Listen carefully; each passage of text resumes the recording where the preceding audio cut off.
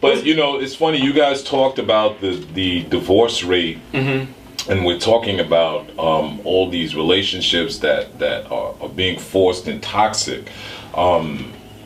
You know, we get in relationships. We start out. You look good. I look good. I throw my Mac on. You accept my Mac. You know, the women always make men feel like they macking them, and they already know who they want. Right, there you know what I'm saying? And it's just up to you not to mess it up. Right. You know what I mean? Right. So, but they make us feel good. That's good. That's good. Hey, Scooter, you know, Mac Daddy, whatever. We go out on a few dates. We have some sex. Now we a couple, right? Things are going good. And that's how it works. Yeah. That's how it works. Yeah. We go out, have some sex.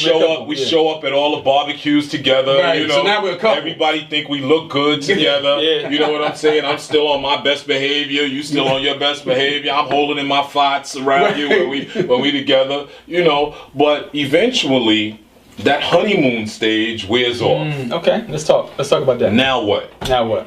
Wow. What do we do? That's a very good question. Now what?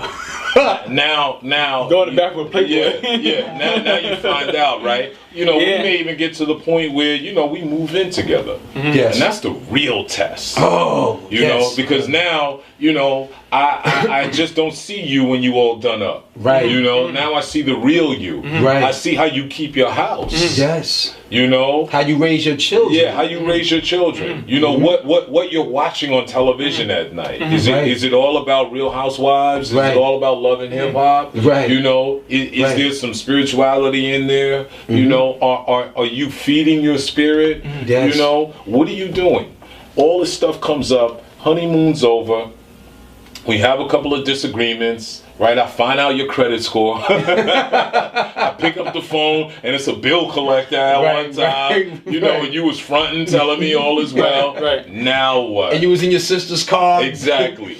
Now what? And again, it directly correlates to the divorce rate, if you will, if it gets to that point of being married, but also to the breakup of these relationships, just people dating who are not married, you know, because we don't really know who we're dating. You know, we're caught up in that honeymoon. It feels good. Right. I'm gonna rock this for as long as it feels good. And when that wears off, because it's gonna wear off. Of course. I don't know how to deal with the real you. You know what the deal is? I think the problem is the death of courtship.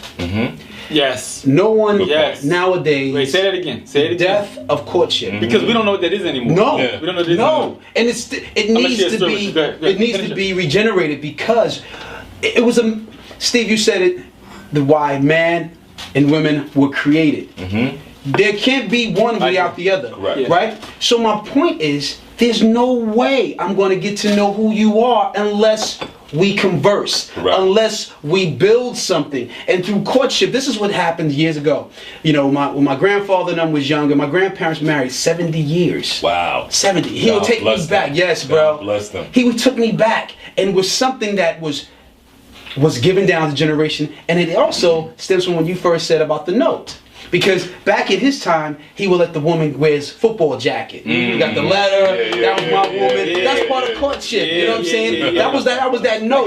Check yes or no. You know what I'm saying? Right. So, and it was not. See, I would come to believe that sex confuses things. You know, and because blurs the lens. Yes. And because society and the media, it just perpetuates sex. Everybody's so sex driven. So the courtship phase is so just fades to black. Right? So now we have convinced women, yo, listen, if you don't give me that in a few days, it's a wrap. It's a wrap. On to the next one. But I'm going to tell you what's worse than that. Women in their own sisterhood are screwing it up for women. Because now what happens? They go, did you, what's up with you and Rob going? How you and Rob doing? Yes. Oh, well, you know, we cool. What, did you give him something yet? Nah. It's been 2 months. Girl, you better give him something to go find somebody else. So now she's jumping in a situation that she's not comfortable or maybe conducive with yet. You know what I mean? So I think courtship is, it leads to your question. Correct. I think that once we understand who we're dealing with, after we come to cleanse ourselves, then we'll have a better situation where, like my grandparents, I'm sure they had ups and downs. Correct. You know what I mean? But they was able to weather the storm. And I believe, this is my own, that is what a true soulmate is. I don't believe in that whole Hollywood, you know, you walking by each other and one look. No, love at first sight. Yeah. There's no love at first sight. No. I can't love you, I don't know you. It's lust at first sight. Exactly. You know what I mean? It's So exactly. I don't even know you. Right. You know, and people throw around the word love too loosely. Yes, I agree. You know, I may like you a lot. You know, I may like the way you look a lot. You may make me feel a certain way a lot, but I can't love you right away. When I was doing a women's conference, you know, I had looking for speakers, so I came across Devon Franklin, Megan Good's husband. Yes. So, and researching him, and his price point was just a little bit above my budget at that point.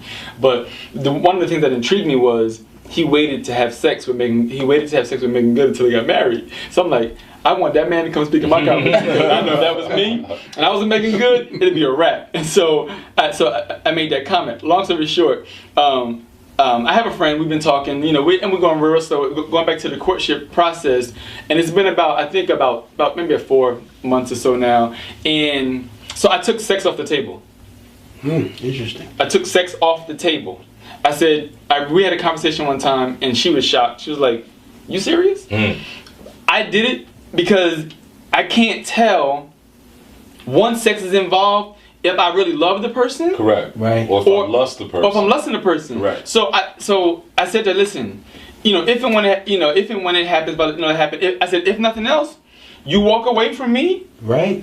I never touched you, and I walk away with the Playboy magazine. And there's not as much scar tissue. And there's not much scar tissue. Yeah. But neither one. Because the emotions didn't come into play because of the sex. Right. And it was, and I did that for me. I'm like, you know, and it's not that it's not hard. It's not that, I mean, she is gorgeous, and she, you know, sometimes I'm like, I be talking to God like, God, okay, your son gonna sin today because I split him. But I needed to do it for myself. But back to what you're saying, because what I'm committed to is my next relationship that I'm serious about is my last relationship. Correct. And so I need all of the blurred lines that and you know what too, as men, we have a lot of bad relationship habits. Yes. When we date somebody, we jump into sex so fast, and we don't know about their family, we don't know about their aunts, uncles, we don't even know we can afford their lifestyle. Right. And so these are some of the things I'm looking at, like you said, during the courtship process and going old school with it. Let me get to know you. There's some things I like about you. There's some things I don't like about you. Right. There's some things about myself when I think about my bucket. I don't like that in my bucket. You know, and it's really, really important that if we want our relationships to last, if we want the marriages to last, it's gonna be during that courtship process. Right. And ladies, it is not your responsibility to court the whole time. If he's not taking the initiative, if he's not stepping up, if he's not taking you out, if he's not doing it, if he's not writing you letters, I'm not talking about just buying you stuff. I'm talking about initiating. If he's not willing to wait to have sex with you, then you need to wait for him. Yeah. And this is where we get all, and I'm to get so preachy real quick, but Wow. I know it comes out. I can't help it. But this is where we mess up at, and this is why the divorce rate is so high. I know I get real loud, get real preachy. To take it, but I do. To take it back to the hood, right? Biggie said it best. Give it to me. Right? Tell me what your interests are. Who you be with. Person. So like we're talking, right? You know, and we're dating. So where are you going with this? Where do you see this going? What are your intentions? Exactly. Find out. I guarantee you that most people, men and women, will get stuck for a second. Yeah. I don't know. Because it's out the norm. Yeah, I just, you know, I'm just enjoying dinner. We'll deal with tomorrow. You know what I'm saying? And you know what though? I'm sorry to cut you off. That is great. Yeah, it's true. We're in the moment.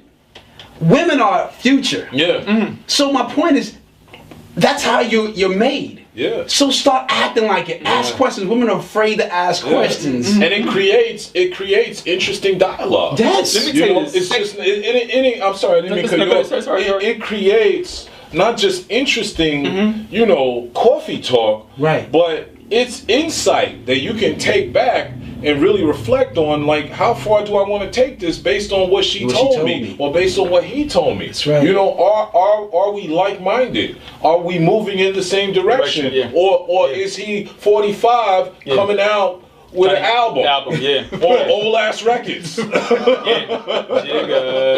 waiting for my album to drop. Yeah, word up, son. And my social security check to come. All in the same day. Yo, it's Hilarious. a good day, son. My social security check gonna come and my album gonna drop on the same day. But you're right though, because we blur the line so much. You know what? One of the sexiest things I heard during this date chat courtship process, we had a conversation one time. We was talking about money, because you don't talk about money. Yeah.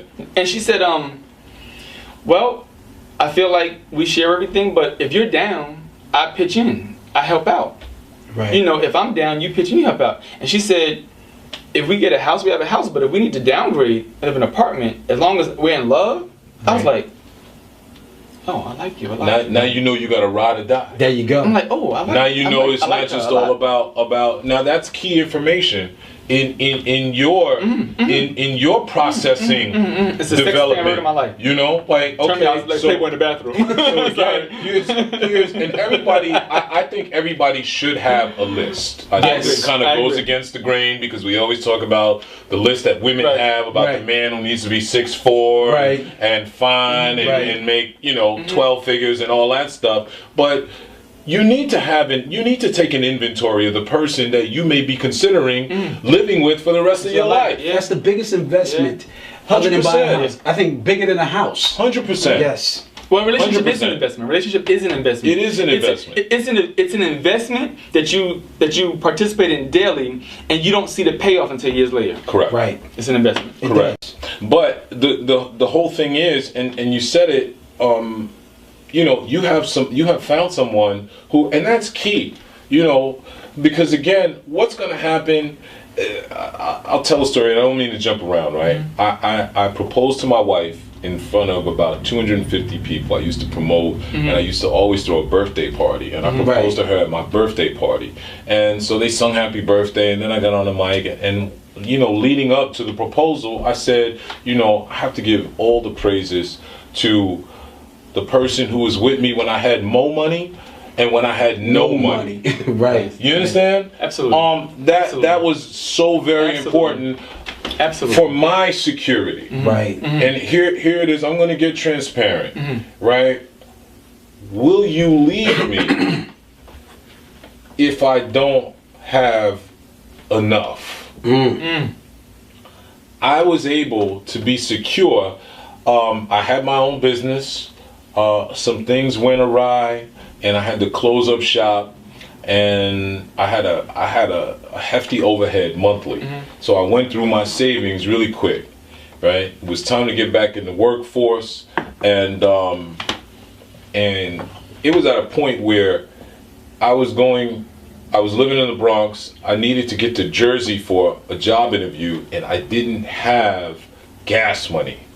Right. Wow. She went out, she helped me formulate my resume, because I was in business for myself for so long, I didn't have a resume updated. She stayed up all night with me to help me formulate my resume, and went and got the gas money for me to go on this interview, right? I got the job.